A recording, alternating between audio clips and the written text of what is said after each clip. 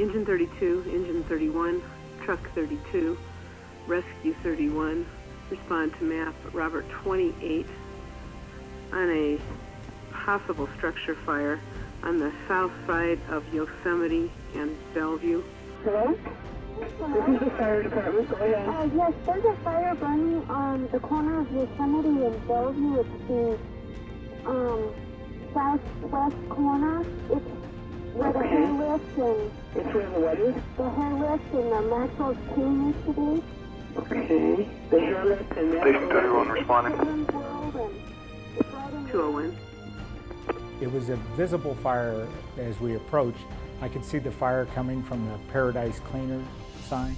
It was maybe I'd say shoebox kind of size, not very much flame, just kind of flame coming from behind the sign. Engine 31, Engine 32, be advised, we got fire the back of the structure at Paradise Cleaners. Looks like it's coming through the roof. We came around the back of the building and staged right in this area here is where we were staged, and could see the fire coming out of the sign. Engine 31 on the scene, Yosemite and Bellevue. We do have fire coming through the attic structure, it looks like, on Paradise Cleaners. Our first assignment was to hit the hydrant. Engine 32, can you lay us a line? And it ended up being about 800 feet. I think we used every stick of hose coming across there. I met with Acting Lieutenant Ron Barron at the rear of the structure. He was first in and had taken command prior to my arrival. So I met with him and talked to him about what he had found and what we were going to do. And then at that point, I moved to the east side of the structure and set up command out there. Control, Battalion 3. Battalion 3. I've assumed command on the scene. Go ahead and send me another engine and Sport 35. We knew it was a working fire and it was going pretty good. And we were moving pretty fast. I still remember hitting a good bump and bouncing Hager off the ceiling, so we knew we were ready to work. Control 1, Sport 35. Sport 35. Do you have a fire ground channel for Yosemite yet?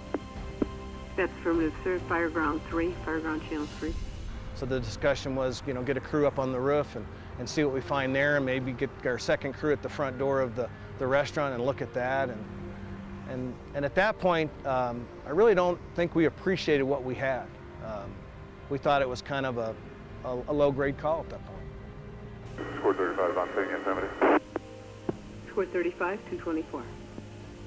Our first assignment was to go in and relieve or assist Engine 32 that had pulled the first line into these front doors. When we made an entry through these doors, it was almost coming up like to a wall of smoke.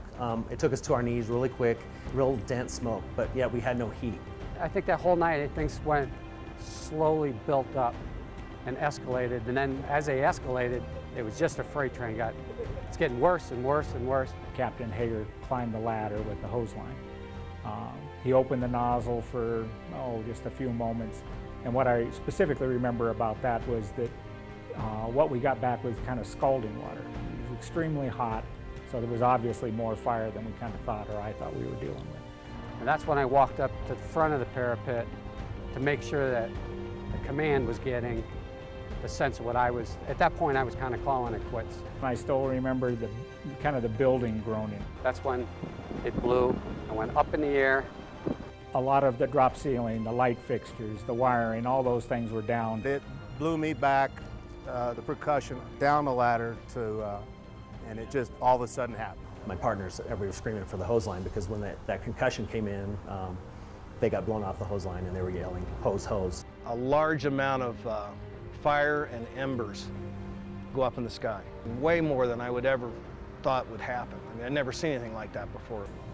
And it's at that point that I heard Captain Hager saying, "I'm trapped, I'm trapped, I'm trapped." Castlewood firefighters were battling a 3-alarm fire when 4 firefighters found themselves trapped inside a smoky building.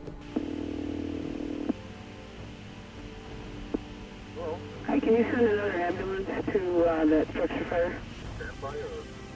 No, I think they might have got somebody hurt or something, because they don't usually ask for more ambulances. Yeah, you better send it to code 3. 3-alarm fire early this morning in Greenwood Village ends in tragedy for a veteran firefighter.